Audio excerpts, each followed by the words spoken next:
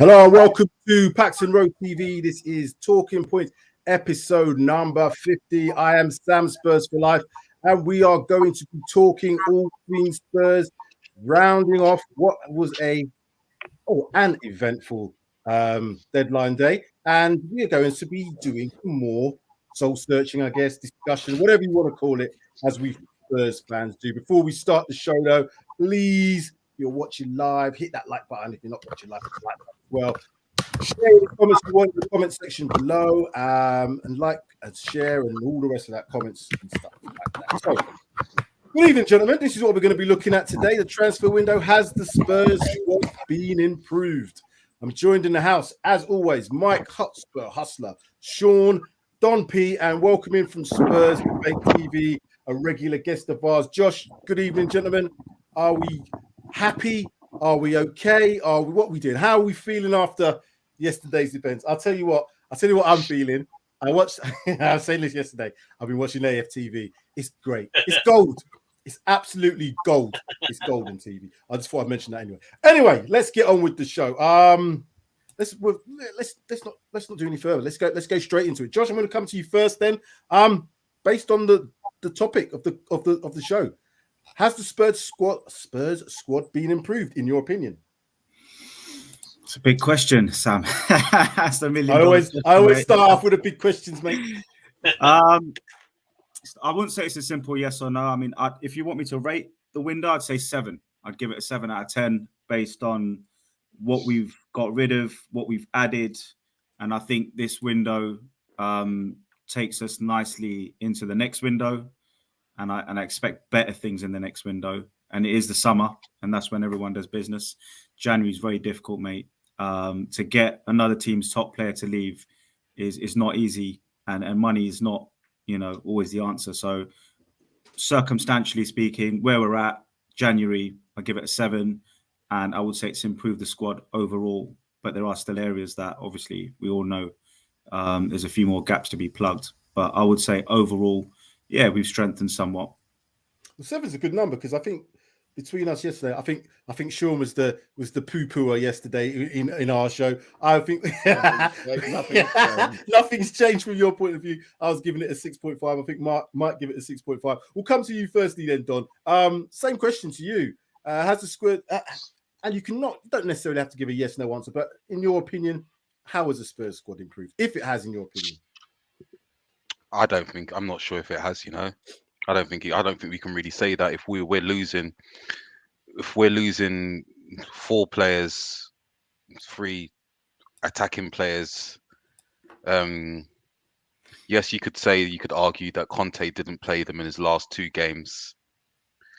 But that being said, if we really need them, if their game comes up, if we get injuries, etc., we could draw on those players. Now, I think our team looks really, really, really thin. I think Bentancur is going to be a very promising signing, and I'm quite happy that he's in the team.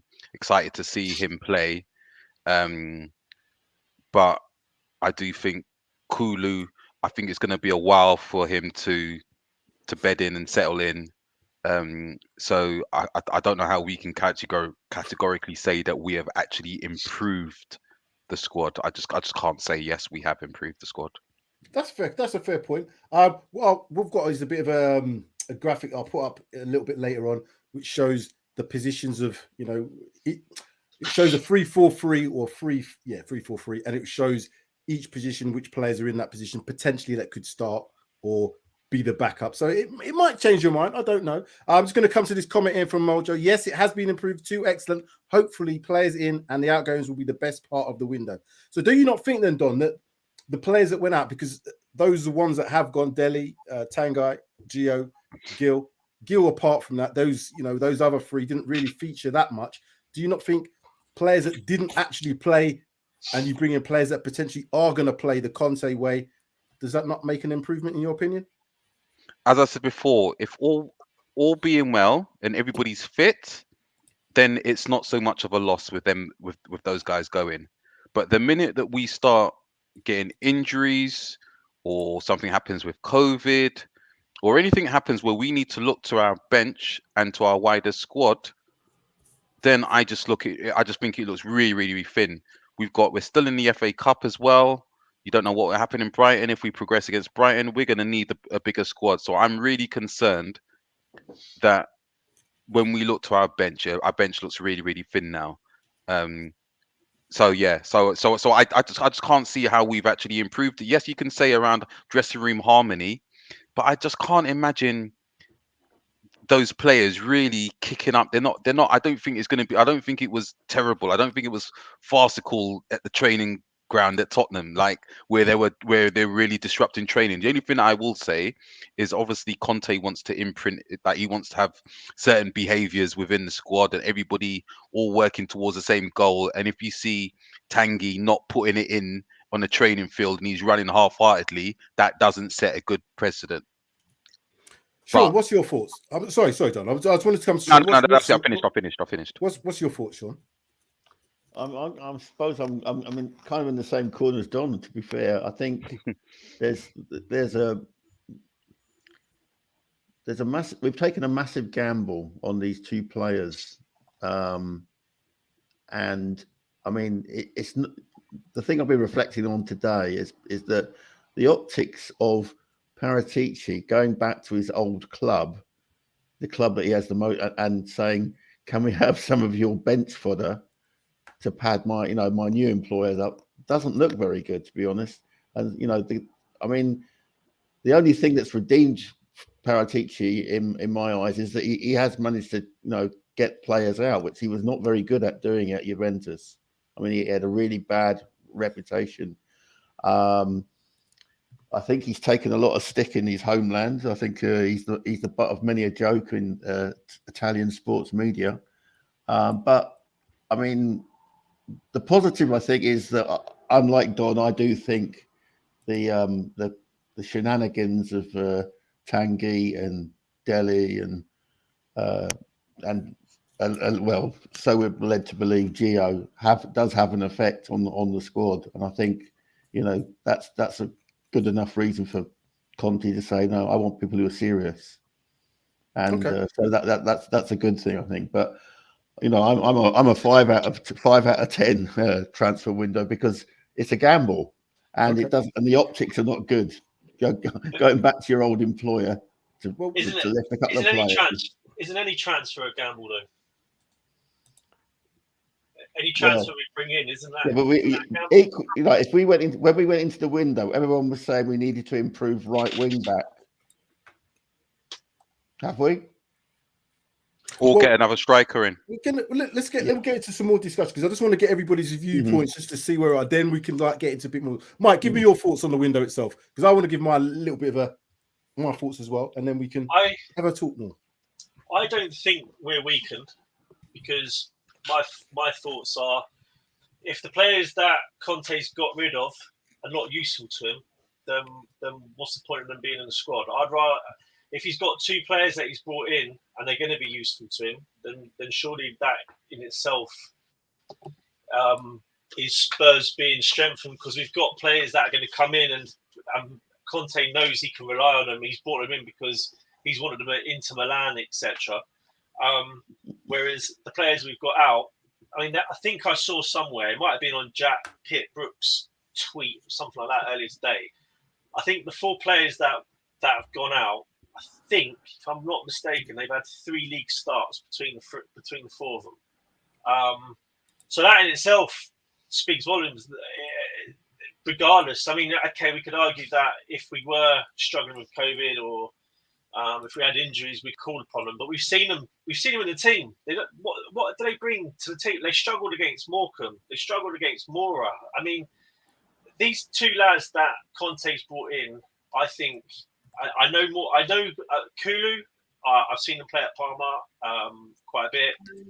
I think he will hit the ground running. He's built to hit the ground running in the Premier League. Why do you think it didn't work for him at Juventus, Mike? Why do I think it didn't work for him at Juventus? Because Allegri coming in didn't, and obviously his age. I know obviously with Juventus at the time, they brought in better players. Well, they had been brought in better players at the time, but with someone that's only 21 years of age, we can't expect him to be the finished article. I've seen enough of him to know. Yeah, I think he's a good footballer. I think get Conte to get his hands on him, then we could have a great player on our hands. It's the same like you see like Winks. We all wrote Winks off. We all wrote Davis off. Conte's got hold of them, and look what he's done to him. He's got more than a tune out of Davis, because I was ready to say like, you know what, Davis can go, but Conte, whatever he's done with Davis, whatever he's done with Dyer, whatever he's done with Winks, if he can do that with them, then I'm pretty confident that he'll be able to get something out of these lads that he's brought in. And especially when Conte wanted him when he was at Inter Milan, so there must be something about him that Conte thinks, yeah, I can trust him to sort of come in and hit the ground running with Spurs. But yeah, I mean, time will tell, won't it? I mean, time will tell, and I could be wrong, and I could be sitting here, and I don't know, 18 months down the line, we could be like, yeah, Cooley was a terrible signing, but I just don't think that's going to be the case. I don't know anything about Bentancur. I don't know anything about him really, so I can only just say what I've read about him. But so for me, what I would say is I think you touched on some points there, Don, about why didn't it work out for Kulusevski at Juventus. We could say exactly the same thing about Tanga at Spurs. You know, some players don't suit certain managers, some persons don't suit certain formations. Some players just whatever happens, they might just fall off, and it takes a move to kickstart a career. When you're 21 years of age, and I've seen enough of the clips and enough of the play from what Kulusevski, I'm just speaking of Kulusevski here, that this guy has got a lot more in him to go. You know, he's 21 years of age. From what you've seen, you can see his actual physique in itself for a left-sided player forward is exactly what we would want. You know, strong, ball carrier. He's basically a Mora, but a bigger Mora, if that's it, with less headlessness about him, if that makes sense, from what I've seen. So I don't think necessarily the fact that he wasn't playing at Juventus is going to be a marked problem, because like Mike was saying, at Parma, he was definitely pulling up trees at a very young age. So he was very good for Parma. So no, just to respond to that. So the reason why I said what happened to him at Juventus is because the comment that Mike mentioned. Mike said that he feels that he will hit the ground running at Spurs.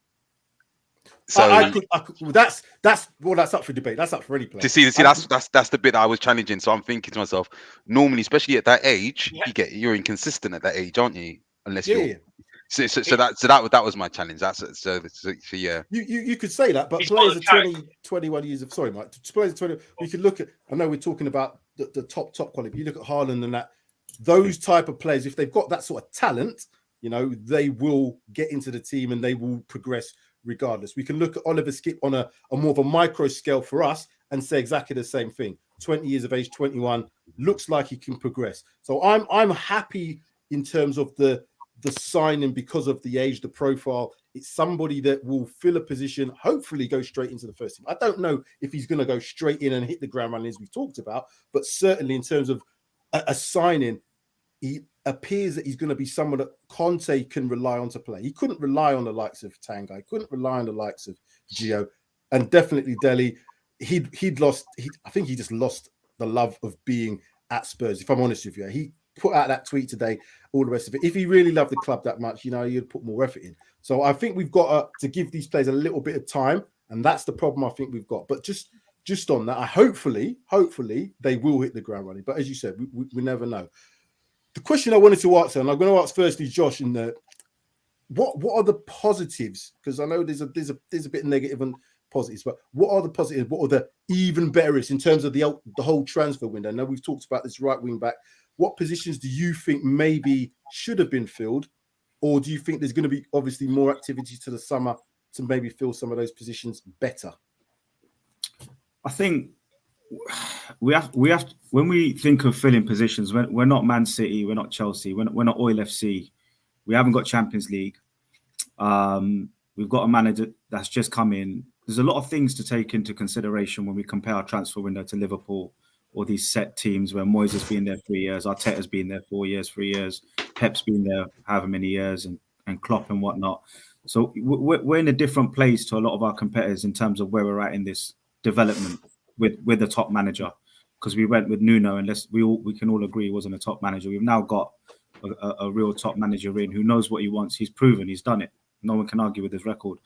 So, you know, we have to take into consideration all the circumstances around the window and around Tottenham Hotspur, who we are, and why the likes of Diaz wouldn't want to play for us, why the likes of Adama might want to go back to Spain and play for Barcelona, because they're going to play him up top because they're looking for a striker rather than as a right wing back. So a lot of these attempts for players maybe weren't even right for us. And that was the case, you know. There's a good chance they turned around and said, thank you, but we won't be coming to Tottenham Hotspur, regardless of the money, you know. And you don't want a player coming for money. Obviously, we all go to work to earn money, but that shouldn't be the sole motivation for you to go to Spurs and play football money, because then you get a Tanguy on Ndombele, or you get a person that just gets bored of earning money, maybe Dele Alli. So we want players that want to play for Conte in his system, be universal and be flexible towards his commitment levels that he wants. He wants soldiers in there. So I look at all those circumstances, right? And for me, if we've got two players in that know Conte from Italy, that know PRTv from Juve and Conte, and they're happy to put their life and soul on the pitch, mate, that tops up to a 7 for me. Let me give you a stat about someone mentioned Lucas Moura. Kulu versus Moura, 15 goals and 14 assists in the last 3 years Kulusevski's got, and he's only played a third of the minutes of Lucas Moura. 15 goals and 14 assists, and he's only played a third of the minutes. So for me, laughing at the comment. That shows a player that I would say is not a signing of just a squad player of Juve. Look, I think one thing to make really clear, guys, is Juve is a better team than Tottenham Hotspur. Juve have a better squad than Tottenham Hotspur. So if we're picking up a squad player like Odegaard went from Real to Arsenal, it doesn't mean just because he's a squad player at Juve, we've got some sort of, average player. I don't believe in that. I believe the squad players of these bigger clubs. Listen, how many squad players have Man City got that would walk into most first 11s? We've got to realize who we're dealing with here. Juventus are a big club with a lot of talent. They spend a lot of money and they bring in some good players. PRTv and Conte know this because they've worked there. So if these are a couple of gems, like I've said, I've given some stats there. I'm excited, man, because if someone from Juve, who's a squad player, is going to walk into Tottenham Hotspur and he's got that level of kind of experience at such a young age, and these guys know him, they're not strangers. It's not Steve Hitchen that's recommended him. It's a man who knows this player, who's signed him before. And those are the reasons I'm saying it's a positive window rather than a negative or a neutral window. But that's only because I'm looking at the stats behind these players. And I'm more excited about Kulu than I'm about Benteke. And I know others are more excited about Benteke. He's a progressive passer for me. He's like a Winks. For me, Kulusevski on the right, behind the strikers. Mate, some of his XG stats match Dybala. He hasn't got the goals and assists at the end of it. But some of his other stats around the XG, attacking XG stats, and I love my analysis. I will try and base my opinions on analysis. They match Dybala, man. So that's why I'm excited, Sam, and that's why I'm saying 7, because it's not always about quantity. Yes, we're going to have injuries. We're not in Europe. Less games for once. The morale, I think, there's a cultural problem at Tottenham Hotspur with morale. 100%. And the only way you sort morale out is get rid of those energy suckers, the leeches. We got rid of a few. You only have to look what happens at Arsenal to know what happens if you keep players that are unhappy in the club, players that are kept against their will, not being played. And you can see they don't sign contracts. They just literally want to go, and they'll almost go for nothing in terms of wages and all the rest of it. So this is what I'm saying. The whole aspect of what we've done to get rid of that. And that was the bigger thing for me in this transfer window. I didn't think we were going to get any more than 2 players, but to get those players out that weren't actually contributing, that could potentially, as you said, be leeches within the dressing room environment, has to have a positive effect on everybody, because now we should have players who want to play. This time last year, were we not a club that didn't know how to get rid of Deadwood? Were we not the club that held players for? We were a retirement home this time last year. So it's an improvement. 12 months, even if you're just looking at a short period of time of 12 months, it is an improvement. I don't think many can disagree with that over a 12-month period. Can I just challenge something that you said though, Josh, or offer an alternative view to what you said around Juventus? You know, you were saying that we should be pleased because we're getting players from Juventus's squad, and Juventus is a big team and really very top team, etc. Better team than us, and we're getting their squad players, so that's not a bad thing, etc. I disagree with that wholeheartedly. They're fifth in Serie A. They've been on a decline for quite a while now, for a number of years. They're not Juventus, aren't Juventus what they used to be like 5, 6, 7, 8 years ago. They're a poor team, Juventus. Even when Really, they had They still got Dybala top and players, though. Ronaldo in the team last season, they were. I Well, can't quite agree with that in terms of they were poor, because they weren't that bad last season. Ronaldo's the reason they've been on the decline, I believe. Yeah, If you absolutely, that's the reason. One player, but that's again egos and so toxicity. my point being, my point being the fact that Kulu and could get in the team ahead of Dybala, I just think is almost like a myth. He was okay a few years ago, but I haven't seen him do anything. He hasn't been pulling up any trees over the last 2-3 years. To my mind, I just think he's a name. That's just my personal view. But I just don't think, and that's why it's kind of like Juventus are almost kind of, do we want him? Do we not want him? Okay, he can stay. He might not stay. But Juventus aren't the same team. You look in the Champions League results. One second then. So what I would say then, in terms of Kulusevski and Bentancur coming to, what Juventus have done very smartly, they wanted to get Vlahovic. They had to sanction that by selling players. So if they're going to choose players to sell, it's like if we wanted to get in, I don't know, Haaland, we'd have to probably sell 2 decent players to get the money to buy him. I would look to that side of things to maybe think, right, who's surplus to requirements if this player's coming in? Now, you're probably going to get rid of a forward if you're bringing a forward in, as opposed to a defender. So again, this is what I'm trying to look at the whole picture and not just say, well, he wasn't playing, he's rubbish, because they brought in Vlahovic. Sam, 55 appearances in 1.5 seasons. There you go. It can't be No, bad if you're 21 years of age. 21 years of age. Who's you talking about, Josh? Those stats there, 55. 20 appearances this season and 35 appearances last season. Yeah, how many of those 20 appearances were starts? No, they're not all starts. You've got. He had what? 2 starts? Off the bench, starting. Yeah, exactly. Stats. You can present stats a number of different ways. Yeah, you can make them to support your argument. But one thing that I will say that's positive and that I am very pleased about. Yeah, so I'm not always glass half empty. One thing that I'm really so I have to be fair and provide some balance. One thing that I'm really pleased about. I agree with Josh.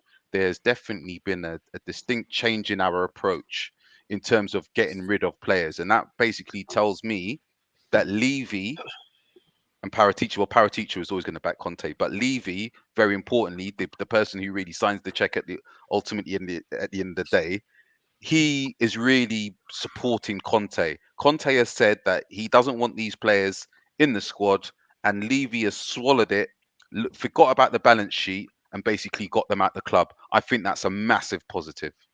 Talk about yourself a second. I've just got to sort some lighting out. Sorry, 1 second. Okay. Carry on. Go, Mike. I was just going to say, Don, do you think Levy, or do you think it's not a case that Levy has taken an actual back seat and just left it to Paratici now to run? Because if you look at since Paratici's come into Spurs, I think we've been quite cutthroat in getting rid of players, which to me,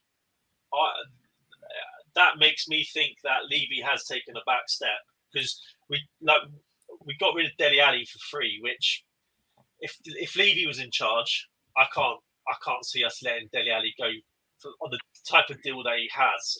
If you look at Aurier, we got rid of him, we paid him off, which again, if Levy was in charge or if he was running the show, I can't see Levy sanctioning those sort of deals. So do you think it's a case that Levy's actually taken a step back, and this is evident because of? I mean, we've left. You argue. No, I don't. Somebody like that. So somebody like Levy, he can't take a step back. He just can't. It's just you're not in his DNA. When I say a leopard doesn't change and stop, he can adapt. And one thing that I will say, and that's a good point that you mentioned, Mike, because it's not just Conte, because we did take a loss on Aurier and to some extent Sissoko as well.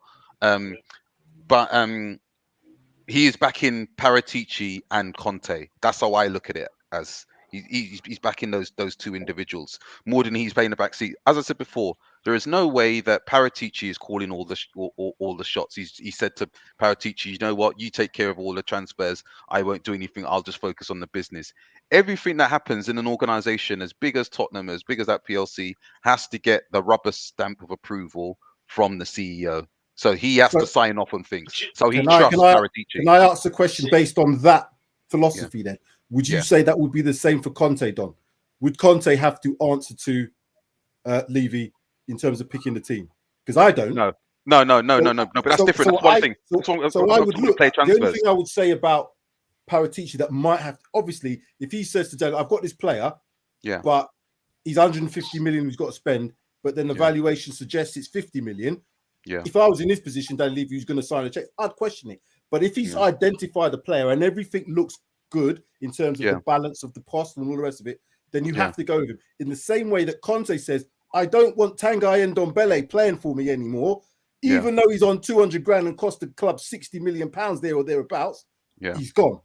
So the decisions are being made, which doesn't sanction Levy getting involved, because Levy wanted this player, as we all know from the Amazon document. But he has to sign off on it. He has to sign off on it. Yeah, I agree. That's my point. That's all my point. Paratici has to drive it. Conte has to do his recommendation. Paratici has to drive it. But ultimately, Levy has to sign off on it. That's the only point I'm making. Yeah, I think you're right. So I want to then ask this, and I'll ask Sean this question then. Of the two players, of Kulusevski, of Benteke, which one of those players, in your opinion, is more likely to just walk into this first team? Or would both of them, or neither of them, given their fitness and all the rest of it? Let's just say. Well, given Conte's long-term interest in Kulusevski, I would say it was Kulu who's going to be the player that's going to go into the team first of all. Obviously, they tried to get Conte tried to get him at Inter. I'm reading today that Kulusevski didn't think he had a place for him at Inter, and that's why he didn't take the move. So. Obviously, he feels that there's a place for him at Tottenham. Conte's obviously spoken to him at length, and so I would say him. He would be the one that will definitely work into the team. I think Benteke might have to get past my boy if I was being a bit cheeky. But no, I think him swapping places with Harry Winks. Yeah, so he'll get into the team definitely as well. But I think Kulusevski of the two is the one that's going to get into the squad, given Conte's history with him. Mike, what's your thoughts? Yeah, I pretty agree with Sean on that. I think if we go, it depends on the formation he's going, but I think we've got, is it Brighton next? In the cup, yeah. In the cup. I wouldn't be surprised if we see us go back to a 3-4-3, and I wouldn't be surprised if you see Kulu start on the right hand side. It depends obviously if Son is back, and I know it depends on the injury, other players, etc., and who's fit and who's not. But yeah, I would probably agree with Sean. I think if out of the two, I think Kulu would start, just because we don't. Apart from Bergwijn, who else is there that's a natural sort of right winger? I struggle to find a name really. I know you could argue maybe Moura, but I think Moura operates better centrally than he does out on the flank. So and with Ben Tancor, it's a bit of a tongue twister.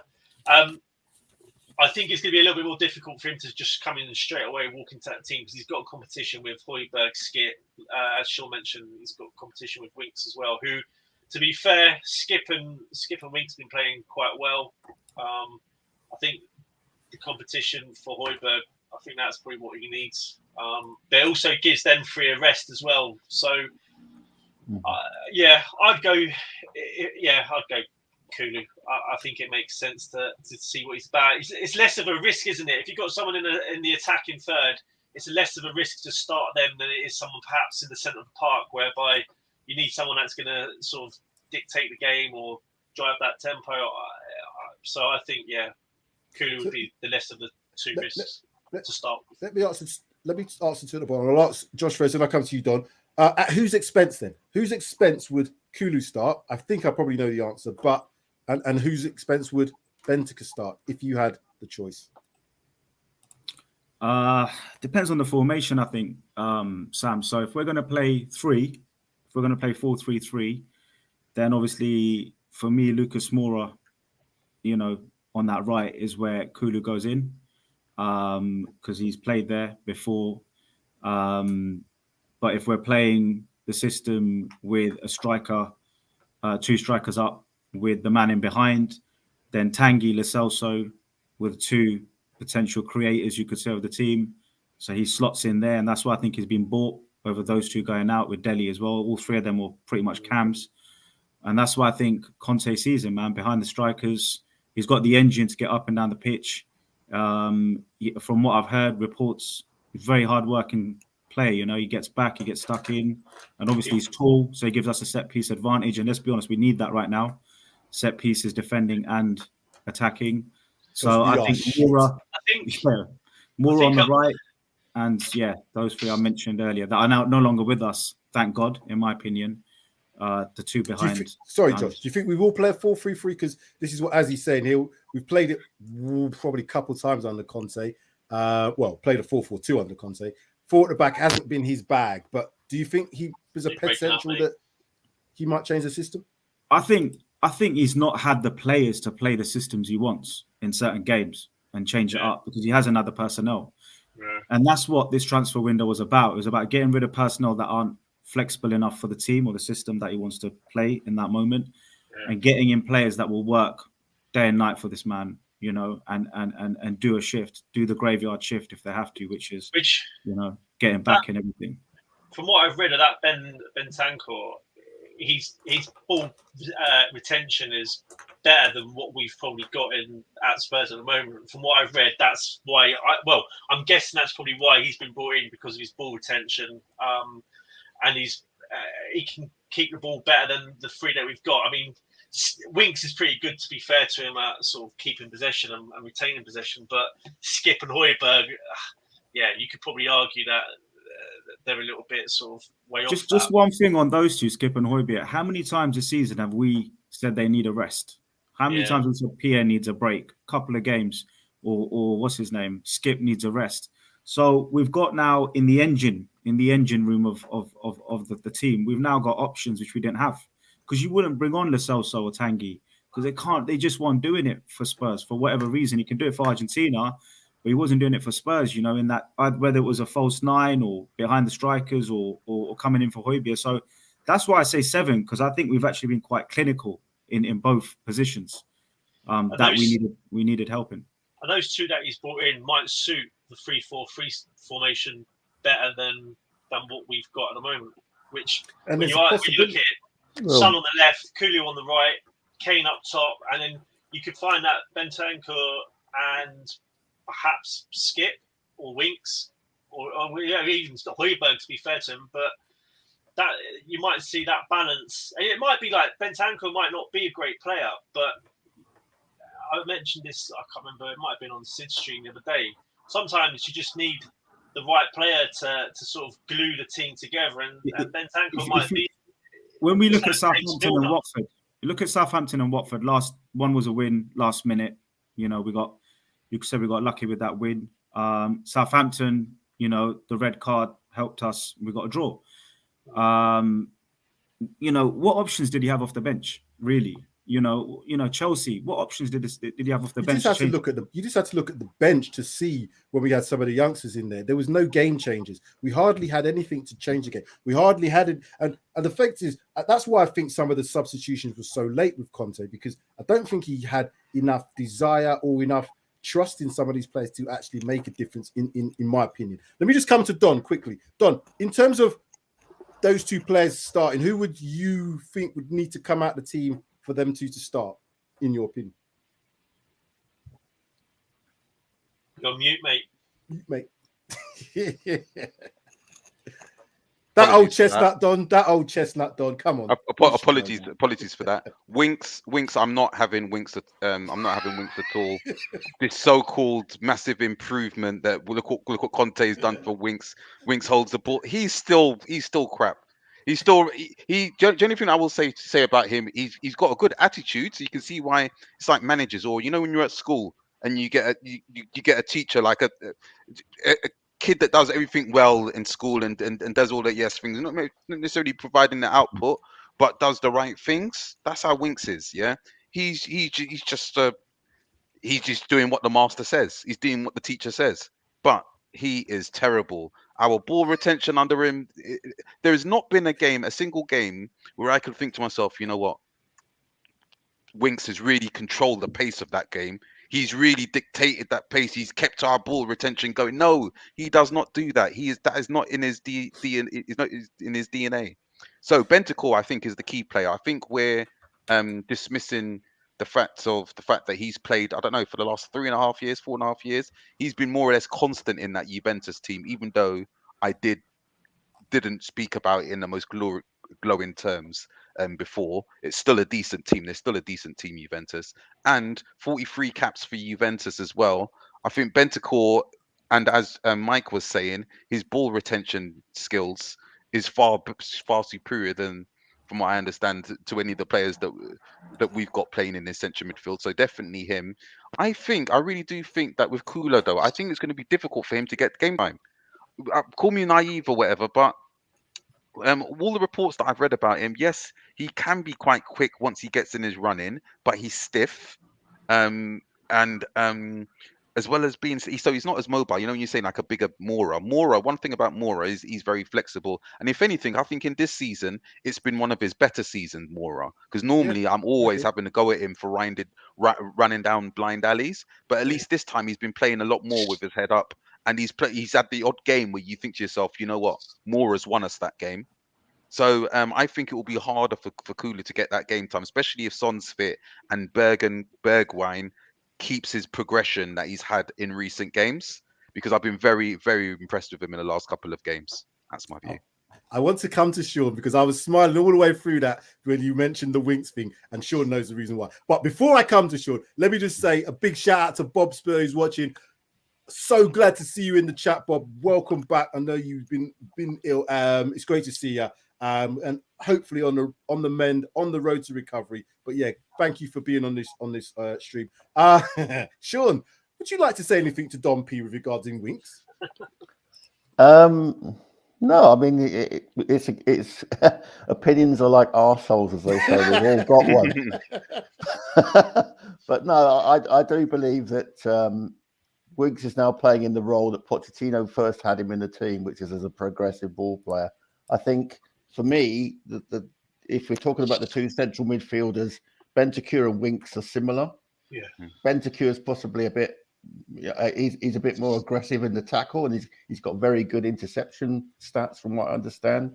And I see Pierre and Skip, fighting over their position. So that's how I see it lining up. It'll be those two if we're going with the two central midfielders.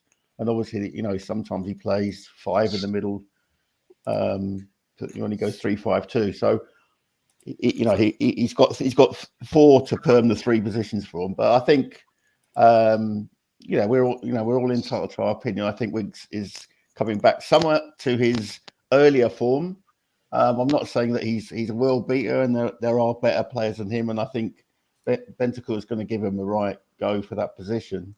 But I was looking for a little bit of a fight there. I was trying to get. No, I was only joking. Maybe I'm a little bit tired after my late night last night. But it's a hard job, though. It's a hard job you're asking him, Sam, to defend Winks like that. It's very difficult.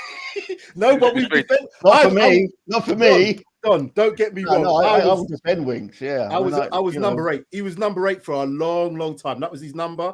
He was. That's what he was. But I will give credit where credit is due. The guy has improved in the few games that Conte's had him. He has improved. Whether that continues throughout the rest of this season and into next season, we'll wait to see. Do you think you're getting any other top 4 sides? Do you think you're getting any of the top 4 sides, Winks? No. But we're not. Do you think, Sean? We're not. But at the moment, we're not top 4. No, I don't think so. I don't think we're quite a top 4 side yet. But that's what we're aiming for, isn't it? At the moment, in terms of their position, that's what we're doing. If we're trying to graphic up now. Stop! If you're going to start fights, let me put the graphic up, and then we can talk about the teams. Here we go. Right, this is what I want to do. Now we can have a little look. So, I think the goalkeeper situation is sorted. I don't think there's anybody going to say that Galini's going to go above Lloris. Safe to say. We signed him on for another, is it 2 years or 1 year contract he's done? I think 2 it's years. 2 years, which is brilliant. Okay, so the back three, if we're going to play this 3-4-3 system, interesting. Romero, Dyer, Davis. Is that our best back three?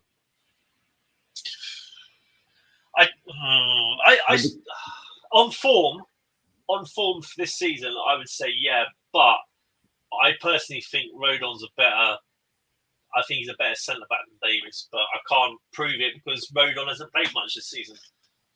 But from whenever I've seen Rodon and Davis playing for Wales and stuff, I've always thought Rodon looked more sort of accomplished on the ball than Davis. But Davis, he's been playing well this season, so I can't. It's hard to say that's not our best back three. I agree. I think it is our best back three. Davis, I criticised Davis almost as bad as Winks, probably sometimes even worse. I just can't believe. So if that's one person that Conte's really got into, I really do see the similarities between Davis and Azpilicueta, whatever I can't pronounce his name, from Chelsea. Yeah. Because Davis, I can't believe the change in his performance. He is consistently at least a 6.5 each game, whereas before he was like a 3-3-3. So sometimes he's a 6.5 now, and he's a 7. So for me, I think that's a massive improvement. Go on, Don. Giving a man double figures, he's giving him twice as much. Josh, looking at that back three, if we had an injury, significant injury too, and we've had that already. Romero's been out for some time. We've had Dyer out as well. So we were struggling in that position. Are you happy then if Sanchez comes in, Rodon comes in, Tanganga, if them lot aren't playing? But okay, go backstage. I'm assuming that you would say that they are our first start. Yeah. Those three are starting 11. 100%. I think Sanchez has been good, man. I think Sanchez has been all right recently. I know people call him, link him with animals and call him whatnot out there. Bambi on ice. Yeah, he's a Bambi on ice or whatever. But he's done all right. The system's helped the players as well. I think the system's helped Davis and Romero, Dyer. Obviously, Conte's training, his game plan, his tactics, everything's showing up with these players, man. It's funny when you give someone instructions, you give a team instructions, and everyone does their job, which is what Conte does. He's very much into don't not do anything, don't be clever.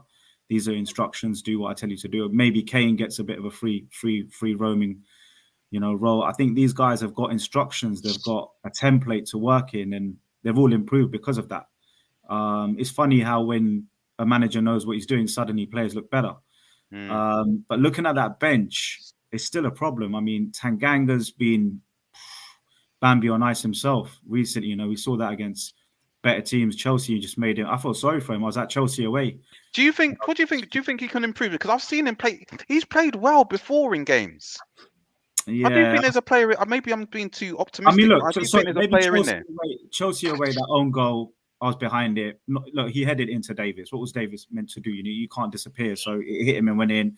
Tanganga, all you have to do is hit that either side of Davis, and that was a clearance. But he's been a bit unlucky, but his positioning and I think his mentality, I think he himself is not decisive enough as a player.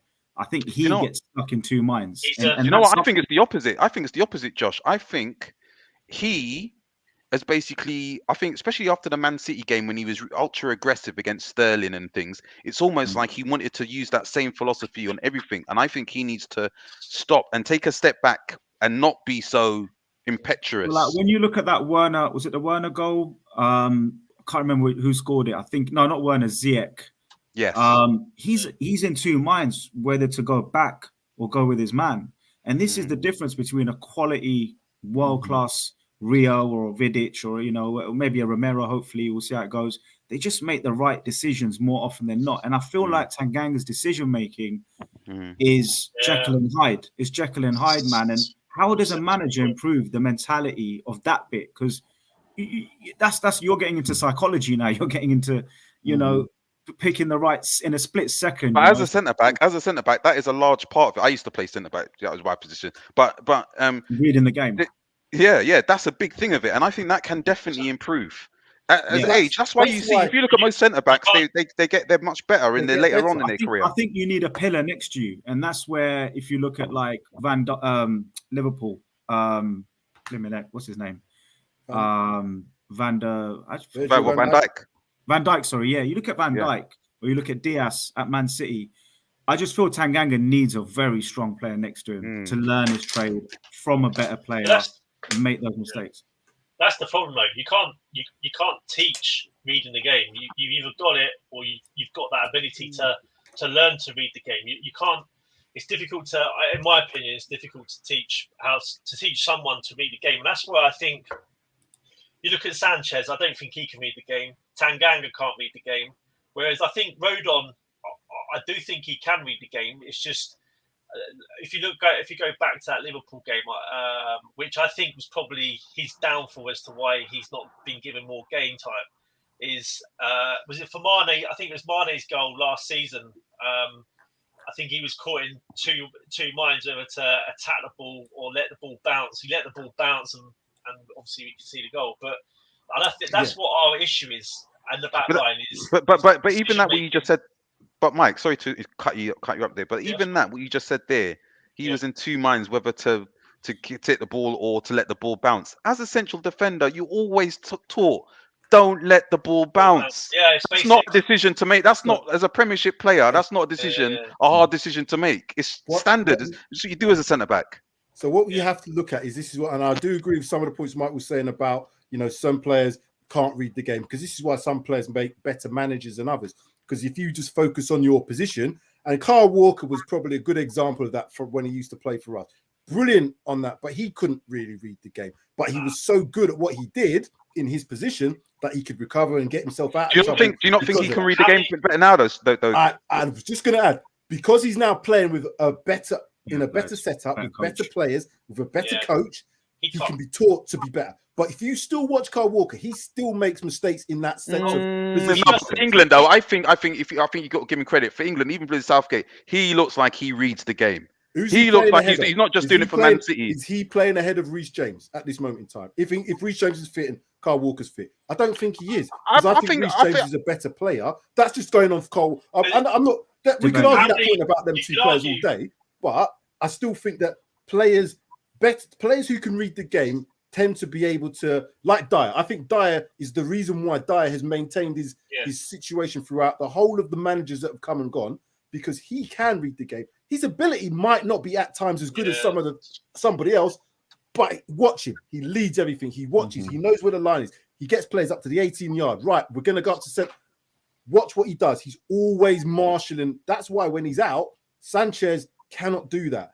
Tanganga cannot do that. I don't know about Rodon. I haven't seen enough of him. I just don't think Dyer. I don't. Again, Dyer.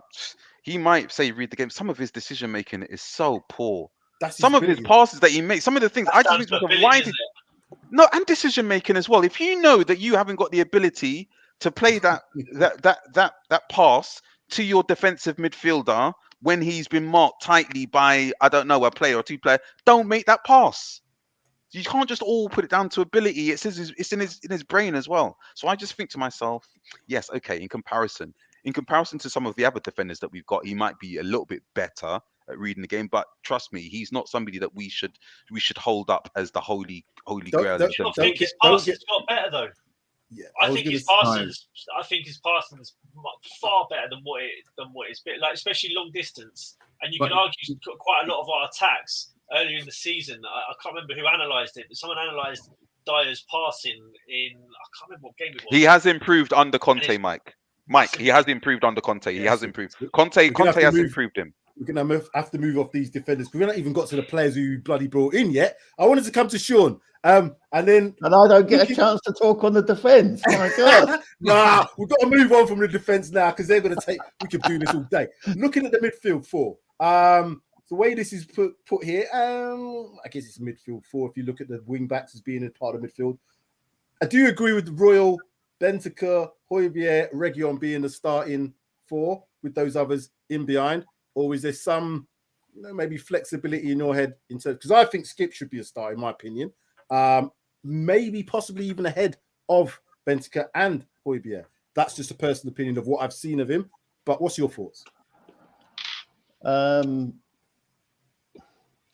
Yeah, I think Josh has raised it earlier that we how many times have we said that Højbjerg looks done in? I mean, look at the concept. I think was it last season he only missed 7 minutes or something in the league, and he was they were like literally pouring him off the field into a bucket, I think I mean I do like Skip. I think and it's clear from what Conte said about him that he thinks a lot of him, and before him, Mourinho said nice things about him as well. So I think I would probably have Skip ahead of Højbjerg at the minute, just to give Højbjerg a rest. But I can't disagree with what that the way the graphic is set up there. Although it's interesting, isn't it? The Leicester game, the rehabilitation of Doherty. I don't know. I mean, I think Royal's got to be developed, but it is, that right. When you look at the right-hand side, that's the sort of glaring missing link, isn't it, at the moment? And obviously that is going to be addressed in the summer, I would think. But no, I have no problem with that thing. Although I notice that Bentancur gets ahead of my boy Harry, but yeah, that's fair enough. Fair enough. What are you thinking? Is as a midfield 4 or as a midfield 2 with the wing backs? So was that for me, Sam? That was for you, Josh. Oh, sorry, I didn't hear it. So midfield 4. Sorry. Yes, the midfield with the wing backs. I reckon. Look, the weakness is the right, big time, and I'm not going to say right wing back because it's probably been said a million times by every Spurs fan in the last 31 days or whatever it is. Where's our right wing back? Where's our right wing back? But I do think Bentancur, you've put Skip under Højbjerg, but obviously Skip, been playing alongside Højbjerg. Winks has been playing in a 3 with Bentancur there now. You could even stick Winks higher up. You could stick Højbjerg higher up because we've seen that for Denmark. He's got a pass and a shot on him, and you can make those attacking runs. Just gives us that flexibility having Bentancur in there to just dictate passes, the outball. We've always had an outball problem at Spurs since Modric and Eriksen went. Who wants the outball? Who's got the soft feet? I thought it was going to be Tanguy. Didn't happen. Who's got the feet to turn and find a man and play a little 1-2 and a little short pass? Also got the long pass over the top. Who's got that? Winks, to his credit, has been doing them long passes. I mean, how many times has he fed Kane? And if Kane had his scoring boots on, he would have had 3 or 4 more goals off the back of Winks' passing in the last 5 games. So Winks deserves a lot of credit for his long-range passing. So that's the 4 there, mate. You've definitely got the starting 4 there. Sessegnon, still expect more from him. We paid a lot of money for him, but, let's see what happens with him. I think he'll be dead wood next season if he hasn't improved. And obviously that right-hand side scares me because Tanganga against Chelsea got shown up because of the people in front of him, i.e. Royal. And we just don't have really anyone down that right unless Mora can start crossing, but the man don't cross. Mora don't cross, man. Mora does not cross. I'm surprised he crosses the road. So, it's a weakness. That right side is a weakness, and I think that's where the surgery has to be in the summer. But it's looking better. It's looking better than what we had. Imagine seeing Tanguy's name there, Deli's name there, the Celso, you're huffing and puffing. We've got something to look forward to now with Bentancur and Kulusevski. So, it's promising, man. It's promising. But that right-hand side, listen, Tuchel, the best managers will exploit your weaknesses straight away. Tanganga and Royal and Doherty, when he played him as an inverted, got exposed. The top teams expose your weaknesses straight away. And that's my worry is the better teams will say, right, target down that side. That's where you'll get your joy. Drag him to the left, open up them spaces. Tuchel did that all day long. And that's my worry, mate, is we're going to get... Which in my opinion is why this guy is so, so important in terms of Romero. Because on this right-hand side, as I said, I think positionally, these players get caught out. And I just think, as you said, it's a bit of a cavern around this area. I think we're bashing Will a bit too much. Like, he's naturally a fullback. And he's being asked... He was brought in under Nuno as a fullback. That's true. he's now being asked to play as a wing back, which. Yeah, but he comes from a country which has produced some of the best wing backs in the world. And he was supposedly an attacking right back. That's why we got him ahead of Tomiyasu. That's the whole point why we purchased him, because of his attacking, his ability to go forward from right back. The boy can't cross a ball, so I don't know what we've seen in that in terms of attacking right back. But that's the reason why we went for him though, instead of Tomiyasu though. That is the reason. That's a mistake. So something's gone wrong with that scouting, because if he's an attacking right back, what was he doing? What was his attacking ability? What did he do to show that he was an attacking right back? Because in my opinion, I don't know what he does. Was he?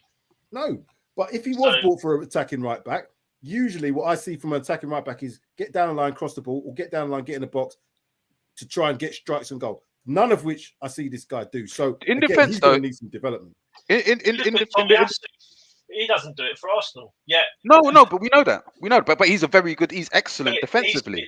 And I don't think Royal's too bad defensively for us. Although no, he sleeps. No, he's not.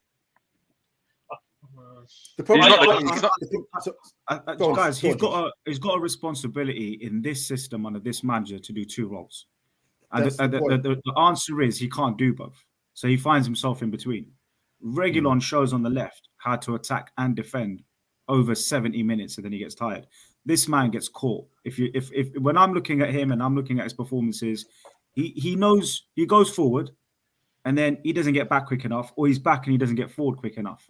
So for me, he's still learning that trade, and I feel sorry for him. First season, new country, new league, the fastest league in the world, if you ask me. Big responsibility, big fan base, a lot of pressure, top 4 race. He should have gone Crystal Palace and learnt his trade, but he's in the big time now in a way. Or in an ideal way, we would have just given him a bit more time rather than. He's got a lot on his shoulders. I do have sympathy with the man, because he's just got he's a boy. He's 21, isn't he, or whatever he is? He's young. He's not even experienced. I mean, maybe we shouldn't have bought him. Maybe that should be the question. You mentioned about Reggie. I don't think he's great defensively. He's good. He's better going forward, but I don't think he's great defensively. I mean, last season, how many errors did he make that went? But he's better. He's been better this season defensively, I think. I think Josh hit the nail on it. In a 3-4-3 though, you have to be able to do both almost equally as well. But if depending on how much possession we're going to have of the ball, will determine how much of that attacking or defending you've got to do. Obviously, with Chelsea and their wing backs, because they have more of the ball, they can be more attacking. They're further up the pitch. In our system at the moment, because of the players and because we don't necessarily maintain the ball, we're having to do a lot more defending. And this is where the problem with Doherty comes in. This is where the problem with Raw comes in on that right-hand side, because I don't think both of them, I don't see, people tell me that Raw's a good defender. I don't see it. I personally don't. He's strong and he can get in, he gets tackles in, but I want to see positional sense. You know what I mean? I had to see. Well, the thing is, I've seen too much of these. Too much of Sanchez having to dig him out, and Sanchez isn't very good in that position, so he's having to work. So again, the whole thing is unbalanced when one player doesn't do their job well. Hence the reason why in a rigid system like Conte's got to produce, you have to know your role. So just on that, yeah. So this is why. So first off, in defense to Royal, I think his crossing is atrocious, is terrible. But especially early on in the season, he was getting in the right position. He was constantly our out ball. It was him on the right, and he was constantly giving our midfielders the options to make that pass.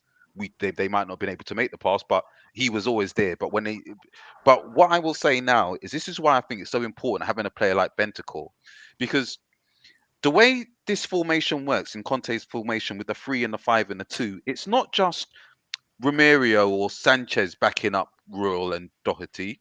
It's that right midfielder needs to come down and close down the space as well. So you almost you move almost like a team. It's like you move kind of like, like those games when you were younger that you used to move. Nice dance you're doing there, Don. But you have to. but that's what they have to do. It's almost like they're dancing with each other as the Tottenham players. That's why you need Bentancur, and that's why I think Conte's got someone like him, because he will play to instructions, and he will stay. So even people say, for example, Skip's had a better season. He looks more eye-catching. But I suppose for Conte's thing, and quite a few games this season, people have said, but why is he taking off Skip and left on Holberg? And Skip's had a much better game. It's because of that positional play thing. Way Conte sees football, he sees it different from a fan. He looks at who's plugging all the holes, and sometimes skips, leaves his hole, and leaves his position too much for Conte. I think that's my take.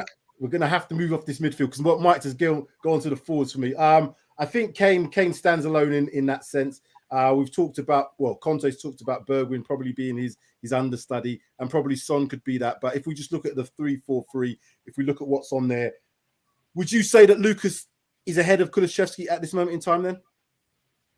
Yes. Oh, sorry, was that to Tom? That was for Mike first, then you can come in, Don, after that. Yeah. The only question mark for me is just on that right flank. I honestly don't think Lucas is. I think he's far better playing centrally as a number 10. I think he can turn a player when he's in that position in the middle of the park, in that number 10 role. When he goes to receive the ball, he can turn a player for fun. And once he's beaten that player, he can cause havoc because the opposition don't know what he's doing.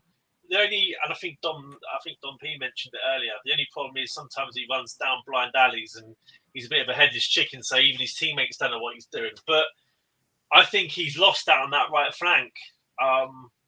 Whereas Kulu, as he's been playing for Juve and even for when he was at Parma predominantly, he was playing out on the right flank. So I think the balance out of that three, if you've got Son fit and playing, you've got Kane, I think the balance would be Kulu in my eyes.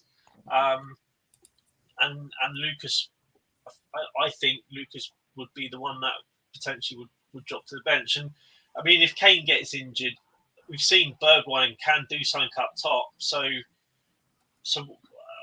I suppose in the games where we're comfortably winning, why not try Bergwijn, give Kane a rest, and put switch it over, put Bergwijn up the top, and give Kane some much needed rest as and when we can. But because his injury date's coming up soon. Well, we're into February now, and he's not had it yet. So I'm seeing that's coming at some point soon. What I wanted to do, because obviously with this team, we could do this all day. We could get the ins and outs. It all depends on personnel available, players, being fit, suspensions, all the rest of it.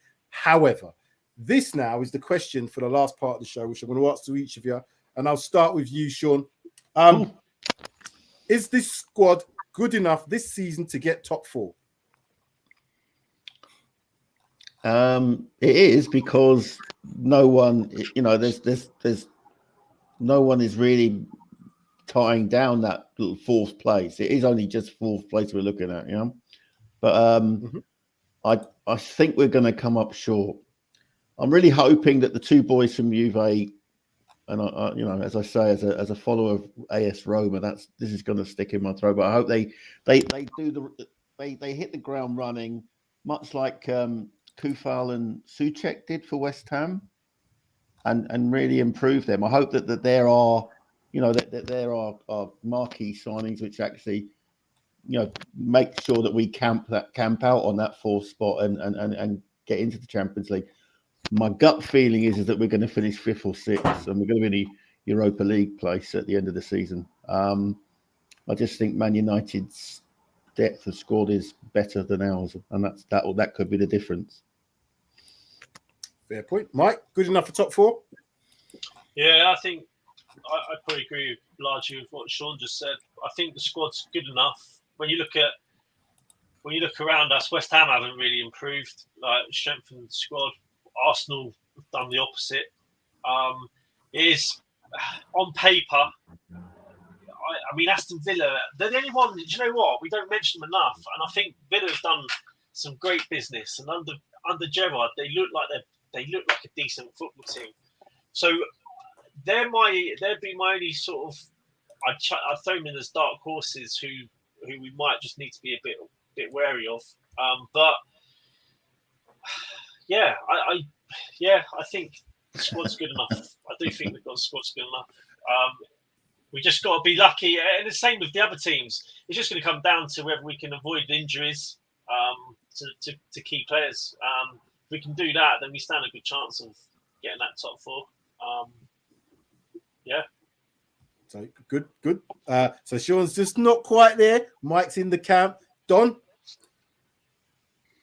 I think I'm not really having West Ham. Good. I'm glad of that. Villa have got too much. The gap's too big. They've got too much distance to come, so they're not going to make it. United are a funny team because I don't think Rolex Ralph really knows too much what he's doing, but they're kind of bumbling their way to getting their 3 points, and they've just got that United luck about them. So they've been picking up points. So I think they probably have to be favourites. However, I'd be disappointed if we're not challenging. That being said, I think that we're going to struggle against obviously other top teams, and also to break down some of the teams that we think that we should be beating because of our lack of creativity. And you guys keep saying how it's wonderful that we got rid of these 4 attacking players, but I think that the chicken is going to come home to roost at some point towards the end of the season, when we're going to be looking at our bench and all we've got is those 4 defensive midfielders, and when we look at the bench, there's no creativity on there at all. But I hope I'm wrong. I like Don's opinion a lot. Josh, what's your thoughts? For me, I want United to go far in the Champions League. They've got Atletico coming up. That's a difficult game, man, especially away. So I'm supporting United in that round of 16. Please win so you can take your eyes off the prize.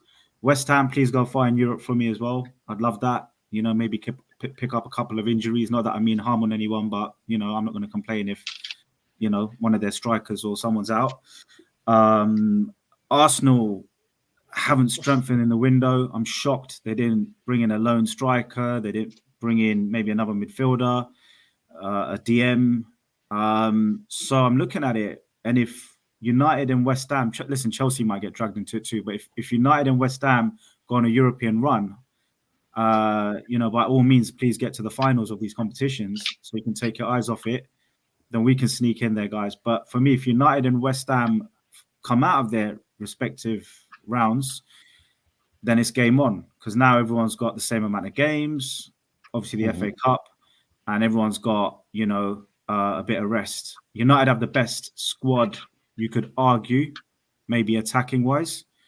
That's a good debate. I'd still say we're slightly better attacking wise. West Ham without Antonio, obviously Bowen's been doing it, but how long is that going to last? And Arsenal without their midfield firing, they'll struggle. So I think we're best placed if those two go on a run. But if they don't, I think we're going to have our work cut out, and I think we might just miss out. But, if someone was going to bet me for it now, obviously I'll back my team, but it's going to go down to the wire, man. I literally think it's going to go down to the last day of the season. It might even go down to goal difference for the first time in God knows when. So it's a difficult prediction, man. But what a race, and it's nice to be part of it for once. Yeah, I agree. I think he's going to go down to very, very much the last couple of games into the season. However, our difference maker, if you look at the managers with the teams up, David Moyes aside, you've got Arteta, you've got Wreck-It Ralph, and you've got Conte. Of those managers, do you know what I'm saying? I'm going to trust Conte every day of the week.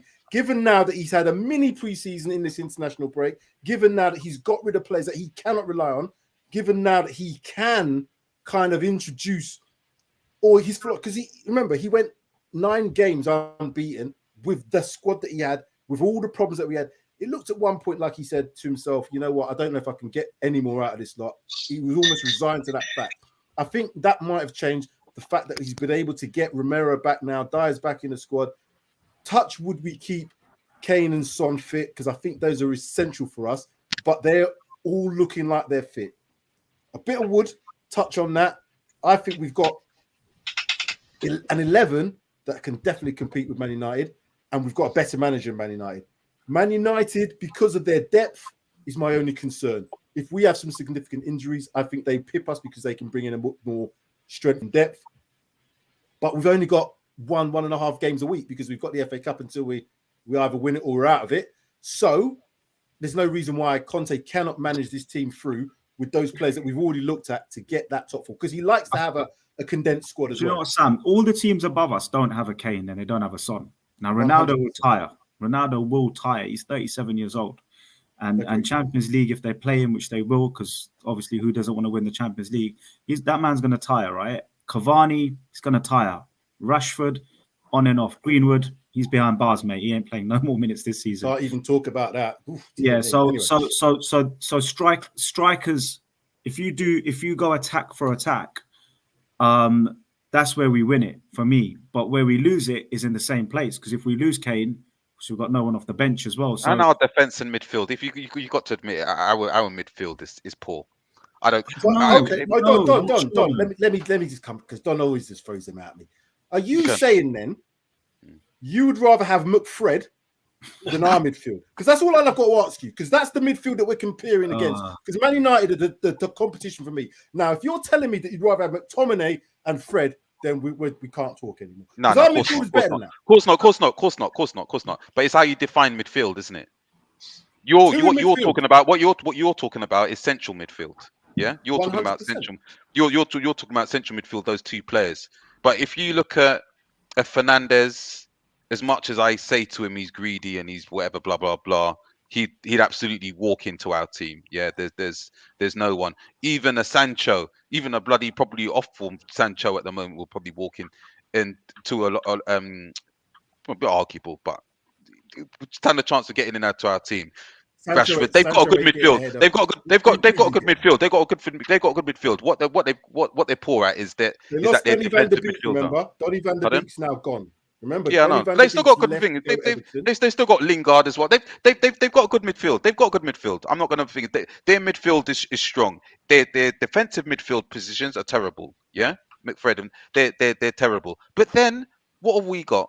We've got Winks and Holberg. It's not like we've got a Basuma or something where I can say to myself, you know what, I don't care. That DM, he's the guy, he's the linchpin. I hope Bentancur can be that person.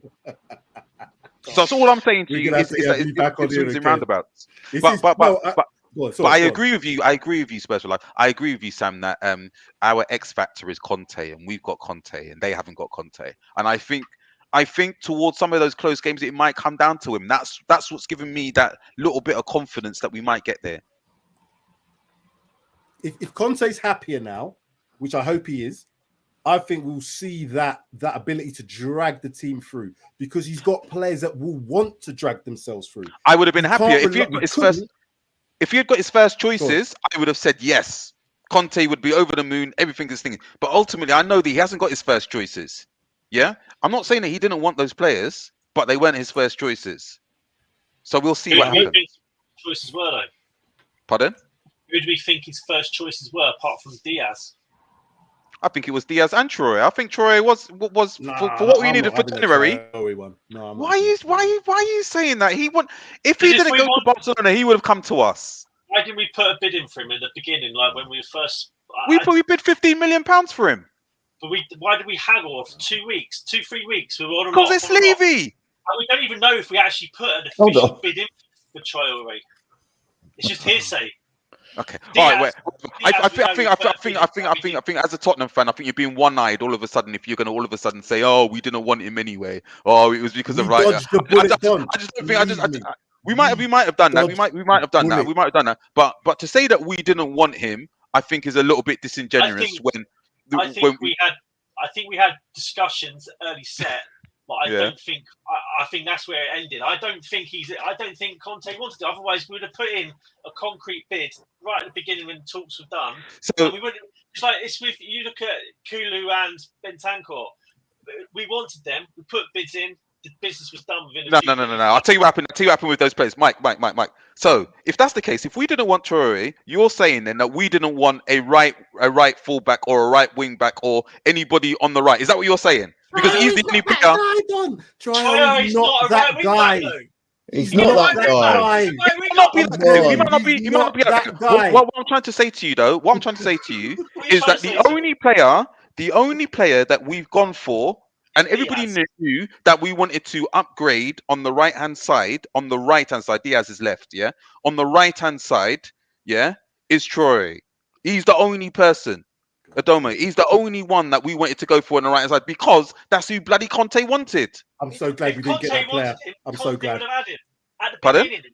If Conte wanted him, Oh as my soon God as we had Almighty! negotiations, we would have put him No, in. We would have put a bid in, a concrete No, bid. it's We didn't pay the We would money have hustled 15 million when he's up for 20 million. We'd have paid because that that's how 20 we. million. That's our No. transfers. We never No. bid. So We you never give think- people what they want. We never Son, do that until the last you- minute. The only reason why we did that with the two Juventus guys is because we got embarrassed by Liverpool over Diaz, and we were scrambling round. It was day 29, or in fact day 29 out of a 31-day window. We couldn't go any slower than that, Mike. I think we We should have do a to do part it. two. I We're think going to have to do you- it. Gentlemen, listen. Juve had to balance. Juve had if to you balance think- their books, man. Okay. They had to balance their books. Juve They had bought to balance their Vlahovic. books. I just said they bought Vlahovic. They had to get rid of players. That's the reason. They had to get rid of players. And there's no way that Conte, why would he gamble on Traore, who's built like a quarterback, to play as a right wing back? When he's That makes no sense to me. That makes no Make sense. it make sense. It doesn't. That And why would I we put agree. a That 15 Traore million made no And why sense.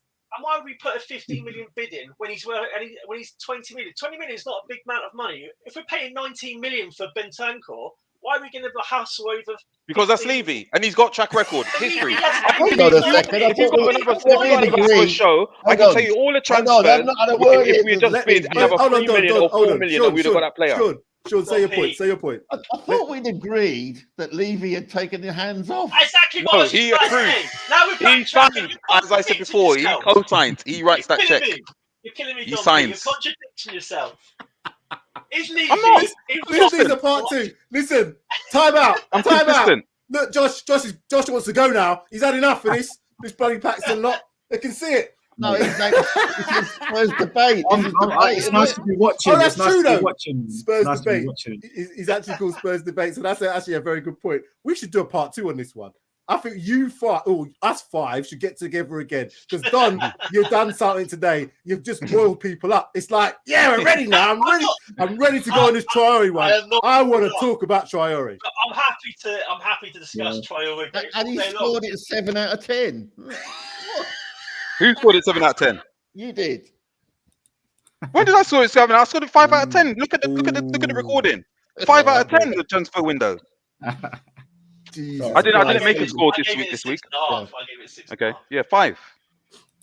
Make that Traore one make sense to me. Nobody can make it make sense to me. I'm sorry, they can't. No matter what I'm they not tell having me, it. they I'm not can't. saying I'm I not can't see Conte gambling on a right winger to play a right wing back. You might as well just leave Will there.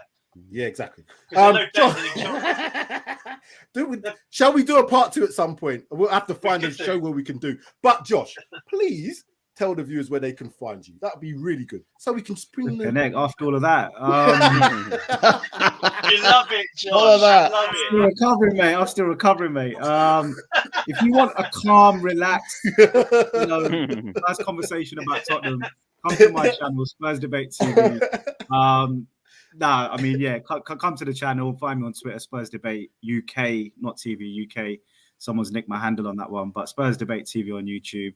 And yeah, I do analysis on players and post-match analysis on every match within a couple of days. So after all the shoutings calm down and the anger's come to my channel and get some nice analysis to relax you and crack on with your week from there, man. But yeah, thanks for having me, Sam. And definitely, I look forward to another one of these, mate. If it's Levy and Levy out, I'm ready, mate. As well. Oh, you know what? We got to get on this one. This one's good. Don P, I know you're part of our Paxton Road TV family, but tell the viewers where they can find you because they're going to want to find you, even if it's to tell you what you're talking about. I'm also on. What are you talking about, Traore? That's where they want to find you.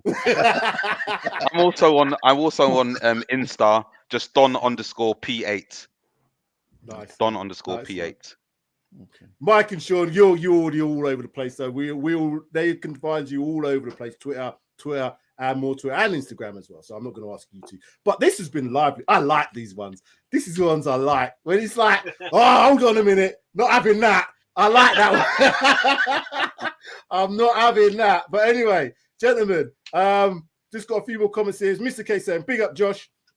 We've got here from Toxic Kula and Bentancur will transform the team. See, Don? They will transform the team. I hope that is the case. I hope That's I'm true. proved wrong. Very, very true. That's been good. But no, gentlemen, in all seriousness, that was really good. It was a little bit longer than I thought. Like I was tired, but I'm not as tired anymore. I think my adrenaline's just arisen, just gone up levels. But anyway. You just say the words Adama Traore. But anyway, viewers, if you enjoyed that, that's short, but it's certainly tempered debate is what I'd call it. Yes, please hit that like button. Also go and check out Josh on Spurs Debate TV. Fabulous channel there. He's got lots of insight. Good guy as well. Good guy. We only have good guys on this and good girls as well. So can I just say one thing, Spurs for life? Sorry. Mike Clark. Does everybody know who he is? Yeah? Commentates on Tottenham. Mike Clark. I don't know. Okay, you probably don't know. He was on Sky Sports. He was on. Anyway, do you know what? Carry on with your conclusion. We'll save it for part 2. We definitely need to have a part 2 because I want to finish this debate or continue this debate. You're gonna finish out. He's gonna be the champion of this debate, and he's gonna walk out with the belt. I can see it. Don wants to be heavyweight champion of the world on this one. He does 100%. But no, that was really good. Really, yeah. Lovely. Like I said, make sure you hit that like button on this before you go. If you're new to the channel and you haven't already, hit that subscribe button as well. Paxton Road TV. We'll be back towards the weekend. Have we got a game this weekend, haven't we? FA Cup? Or is it? Brighton. Right, Brighton. Sunday or Saturday? Saturday, 8 o'clock. Oh, yeah. Typical game. Man, a Saturday game. That's great. Saturday night. Fabulous. That's kind of good because we ain't able to. Oh, yeah. What was Mr. K still in there? Leave it for Tool 2K Don. What's this about? Good show, good channel. Stuart Austin, thank you very much. We like that. Someone's saying about Try being a champion. What's going on? Oh, my thing's WWE, that's what he said. WWE champion. Talk to Don. Leave it for Talk to Don. Let me just get this comment off. My screens are getting messed up here. But last one. Come on, you Spurs. I think we can end with that. Come on, you Spurs. Yes. Definitely 100% come on, you Spurs. Right, guys, that is enough of that. We'll reconvene for part 2 at some point. I can take a breather now. Get myself a drink. Take care, lads. See you later.